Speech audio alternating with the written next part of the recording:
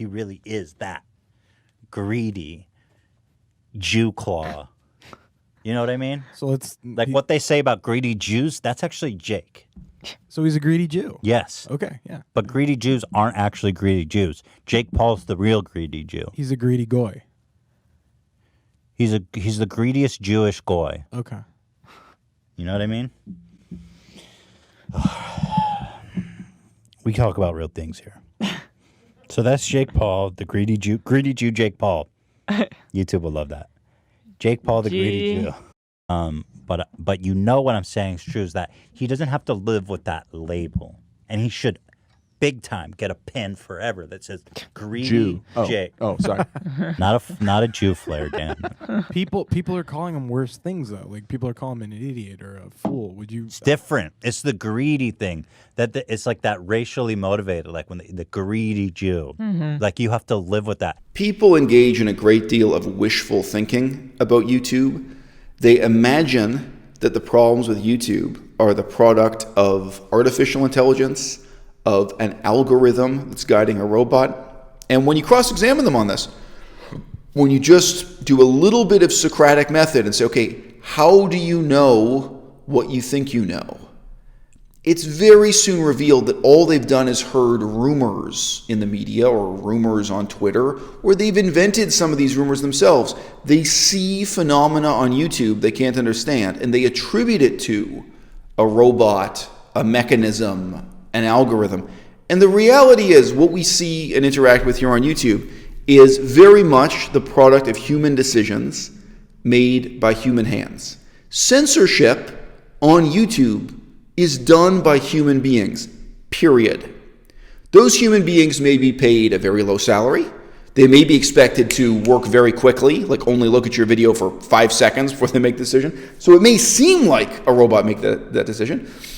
The people making these decisions, they may not speak English very well. English may be their second language or their third language. And if you upload to YouTube in a language other than English, I really wonder if they have the skilled staff to do censorship in those other languages. What if I were uploading videos in Cambodian?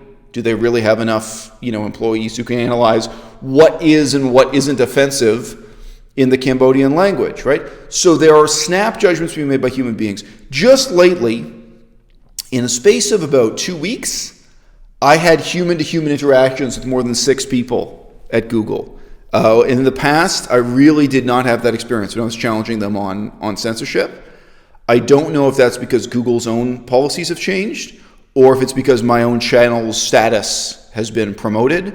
I've had more than 4 million views on this channel. I've been making money for the YouTube Corporation for 4 or 5 years now, right? Like they've made money out of me. I don't really make any money out of this, okay? So I think I am enough of a valued customer that I now get those human interactions when I ask a question or make a complaint. I didn't in the past. In the past, I really didn't. And, there's a telling example where there was one of my videos that was censored 3 times. And it was censored as hate speech. And my whole channel got flagged. My whole channel got a black mark for having a video that supported hate speech. And, you can imagine, it's not an algorithm, it's not a robot, but probably the human being who made that decision the first time for the first wave of censorship. And then again, there was a second round and a third round, and it kept getting more censored. And at the top round, the video was completely removed from YouTube. Like the first round of censorship, they removed comments. They said, okay, we're going to disable comments, we're going to disable features, and we're going to delist the video. Like people can only find the video if someone shared the link, but it won't be seen any other way. It'll become invisible. Went through this thing. And then the final level was when they informed me the video would just be completely deleted, be completely removed. And that video was me criticizing someone else for being racist. It was not me promoting racism. And ironically, if these people could even read English, when I quoted the person I was criticizing, there was a disclaimer written at the bottom of the screen. Because I was aware about the way censorship works. Censors might just watch 15 seconds of this out of context. Well, if you watch those 15 seconds, I'm going to have the disclaimer at the bottom saying, look, this is me quoting the person I'm criticizing, right? So this went through 3 rounds of censorship. And then, mysteriously, about 2 years later, really there was a big gap of time there, right? All the censorship was undone. The video was restored. It's on my channel now. Anyone can see it, right? So those are 4 stages of decision making that all involve human beings. And the 4th and final stage probably was after my YouTube channel got some kind of promotion at their end, where I'm now talking and interacting with human beings who speak English as their first language, where I'm some kind of higher priority for customer service. After years and years and after millions of views, where I got some kind of slightly better treatment. Okay, so I deal with censorship from YouTube under many different headings for many different grounds, and the notion that any of this goes on automatically, that any of this is the product of a magic algorithm, is a really strange form of wishful thinking on the part of the audience. They want to believe that YouTube is magically something very different from what they see on TV news. Okay? What you see on a broadcast television channel, wherever you live, channel 11, is the product of editorial decisions made by human beings. Human beings choose what will get broadcast and what will not get broadcast, and in what order and what priority. And YouTube, on a massive scale, is much the same thing. We did have it revealed in congressional inquiries in the United States. YouTube is in a very difficult legal position. Legally, they are forced to lie to the audience, and they're forced to lie to Congress and pretend that they're not making editorial decisions when they are. They're walking a very, very fine line. Because if they admit that they're making editorial decisions, then they're responsible for the content. For example, they're responsible for defamatory content in the same way that the publisher of a newspaper, the publisher of a magazine, is partly liable, is partly financially responsible if that newspaper publishes something false, defamatory, or damaging. They come under a section of a law called Section 230.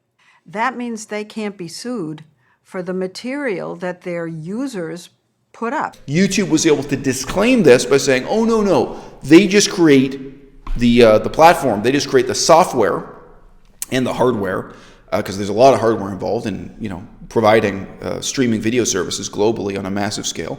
They just provide the hardware and software, and then you, as the uploader, you are the publisher, you are the editor, you are the creator. That's why it's called YouTube, and they disclaim any responsibility, okay? That is not true. That's a self-serving illusion, partly created by YouTube and partly created by the audience, because we seem to be so eager to be deluded, all right? There is no algorithm. Who succeeds and who fails, who is censored and who is promoted, it is controlled by human hands at YouTube. What videos you see on the front page of YouTube, how they're ranked, how they're ordered, especially within political discourse. What gets categorized as left-wing, what gets categorized as right-wing, what gets categorized as the dangerous lunatic fringe, what gets categorized as like flat earther and conspiracy theory, and what gets promoted the way the Young Turks were. We don't produce news ourselves. And of course, like someone out of their garage can upload a video and say their point of view about what happened with the news. But we're not going to recommend that when there's a breaking news event. We're going to recommend companies that we know have a long tradition of delivering reliable news. These are editorial decisions made by human hands. And yes, there are things that slip through the fingers. These human hands are not perfect, not by any means.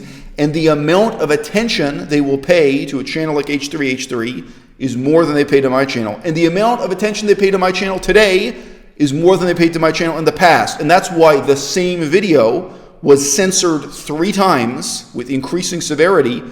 And then after my channel got some kind of promotion and I complained, a human being looked at this video and was like, what were the other guys thinking? Why was this censored? Obviously this video is against racism. He's quoting somebody who's racist when criticizing it, right? So this is what we all deal with. This is what we all deal with. I'm absolutely certain that, Ethan, the host of H3H3, is not anti-Semitic. I'm certain that he's not racist. But we're supposed to have one set of rules that applies to everyone equally. And we don't. Because if I made this joke Ethan made, my channel would get punished for it.